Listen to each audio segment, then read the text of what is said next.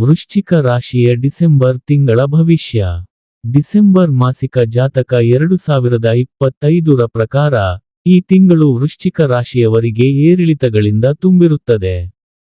ಈ ತಿಂಗಳು ವೃತ್ತಿಯ ದೃಷ್ಟಿಕೋನದಿಂದ, ಕೇತುವು ನಿಮ್ಮ 10ನೇ ಮನೆಯಲ್ಲಿ ಸ್ಥಾನ ಪಡೆದಿರುತ್ತದೆ.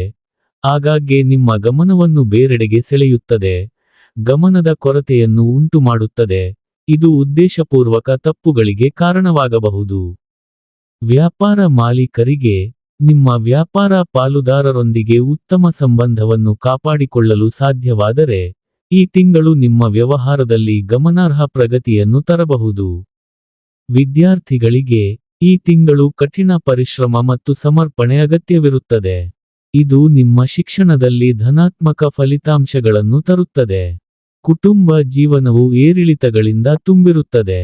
ಮನೆಯಿಂದ ದೂರವಿರುವುದು ನಿಮಗೆ ಹೆಚ್ಚು ಆರಾಮದಾಯಕವಾಗಬಹುದು ಮತ್ತು ನೀವು ಮನೆಯಲ್ಲಿರುವಾಗ ನಿಮ್ಮ ಮಾನಸಿಕ ಒತ್ತಡ ಹೆಚ್ಚಾಗಬಹುದು. ನೀವು ಪ್ರಣಯ ಸಂಬಂಧದಲ್ಲಿದ್ದರೆ ಈ ತಿಂಗಳು ಕೆಲವು ಸವಾಲಿನ ಅಡೆತಡೆಗಳನ್ನು ನೀಡಬಹುದು. ಶನಿಯು ತಿಂಗಳು ಪೂರ್ತಿ 5ನೇ ಮನೆಯಲ್ಲಿರುತ್ತಾನೆ. ಇದು ನಿಮ್ಮ ಪ್ರೀತಿಯನ್ನು ಪರೀಕ್ಷಿಸುತ್ತದೆ ಮತ್ತು ಸಂಬಂಧದಲ್ಲಿ ಕೆಲವು ಅಡೆತಡೆಗಳನ್ನು ತರಬಹುದು.